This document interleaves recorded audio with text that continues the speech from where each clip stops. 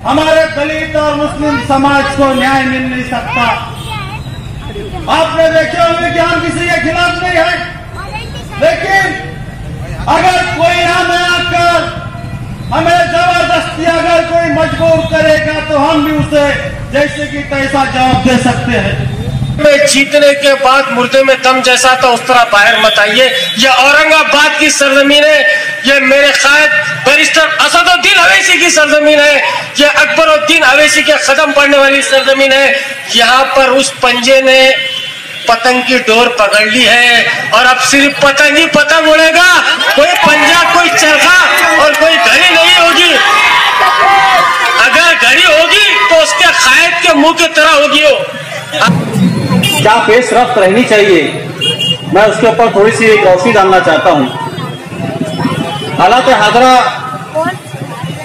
अब कुछ ही महीनों के अंदर पार्लियामेंट के इलेक्शन भी होने जा रहे हैं और मौजूदा दौरे हुकूमत के अंदर जो लोग आज हुकूमत की कुर्सियों के ऊपर बैठे हुए हैं वो लोग कुछ नए नए बिल की शक्ल के अंदर नए नए फतवे जारी कर रहे हैं। ऐसे ऐसे बिल जो सिर्फ इलेक्शन के पॉइंट ऑफ व्यू से, ताकि उनको इलेक्शन के अंदर फायदा हो सके। ये बहुत बड़ी तब्दीली अपने सियासी शहर में लाई है और ये सियासी तब्दीली जब शहर औरंगाबाद में आई तो ये सियासी तब्दीली सिर्फ औरंगाबाद शहर तक महदूद नहीं रही, ये फिर मराठवाड़ा में फैली, ये फिर पूरे महाराष्ट्र में फैली और एक बहुत बड़ी ताकत बन के सामने आप लोगों के सामने आके खड़ी है। ये कब मुमकिन हुआ? जब आपने सियासी इत्तेहाद को बड़ी मजबूती से थामा, ये तब जाके मुमकिन हुआ कि आज हमारे पास इम्तियाज जलील की शक्ल में ऐवान में नुमाइंदगी करने के लिए एक एमएलए है, 26 कारपोरेटर। मगर ये बात भी हकीकत है कि मुसलमानों का ये इत्तेहाद आज लोगों की आंखों में खल रहा। वो ताकत, वो सियासी पार्टियां जिन्होंने कभी भी मुसलमानों के हक में कोई काम नहीं किया, मुसलमानों की वोटों की भीख में सत्ता में पहुंचने वाले कांग्रेस राष्ट्रवादी ये बहका रहे हैं, साजिश कर रहे हैं। इस शहर की गंदगी को साफ करने की जिम्मेदारी अल्हम्दुलिल्लाह हम उठाएंगे। इस शहर की गंदगी को हम सबको मिलकर खत्म करना होगा। मेरे भाई, आज इस शहर में जो हालात डॉक्टर गफ्फार कादरी साहब ने बताया कि शहर की एक पहचान बन गई थी, ये शहर दंगों का शहर कहलाता था, ये शहर एक हाइपर सेंसिटिव सिटी नाम से जाना जाता था। पूरे मुल्क में जो 12 संवेदनशील शहर माने जाते थे उसमें औरंगाबाद शहर था। दोस्तों, जब मैं आमदार बना आप लोगों की दुआओं की वजह से, उस वक्त मैंने अपने आप से एक वादा किया था कि इस शहर में कभी दंगा नहीं होने दूंगा।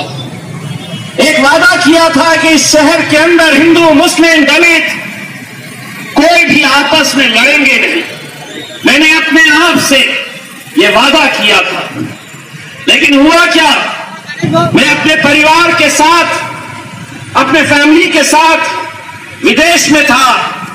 रात में 3 बजे पुलिस कमिश्नर साहब का फोन आता है और वो कहते हैं कि औरंगाबाद शहर में दंगा हुआ है, हालात बेकाबू है। उस वक्त कमिश्नर साहब खुद बंबई में थे। उन्होंने कहा कि मैं सुबह की फ्लाइट से पहुंच रहा हूं, लेकिन मुझे फिक्र इस बात की है कि आप औरंगाबाद में नहीं हैं। मैं चाहता तो ये कह सकता था कि मैं विदेश में हूं, मैं बाहर मुल्क में हूं, लेकिन मुझे मेरी जिम्मेदारी पता थी। मैंने कमिश्नर से कहा कि पहली फ्लाइट जो भी मिलेगी इंशाल्लाह मैं अपने भाइयों के बीच में आ रहा हूं, मैं औरंगाबाद पहुंच रहा हूं। दोस्तों, उस वक्त मेरे फैमिली, मेरे परिवार के ऊपर क्या गुजरी कि एक बाहर मुल्क में 2 बच्चे फ्लाइट में आने के लिए हम कोशिश कर रहे, टिकट एक ही था, मैं अकेले आया। लेकिन जब हम यहां पर आए तो मैं सलाम करता हूं औरंगाबाद की उस आवाम का जिन्होंने इस शहर के ऊपर लगा हुआ जो धब्बा है कि यहां पर एक चिंगारी जब लगती है तो पूरा शहर जलता है। आपको मैं सलाम करता हूं कि एक चिंगारी लगी गई थी, एक चिंगारी लगाई गई थी, लेकिन आप लोग हैं जिन्होंने उस चिंगारी को आग में तब्दील नहीं किया, बल्कि उस चिंगारी को वही खत्म कर दिया। आप लोग मुबारकबाद के हकदार हैं मेरे भाई।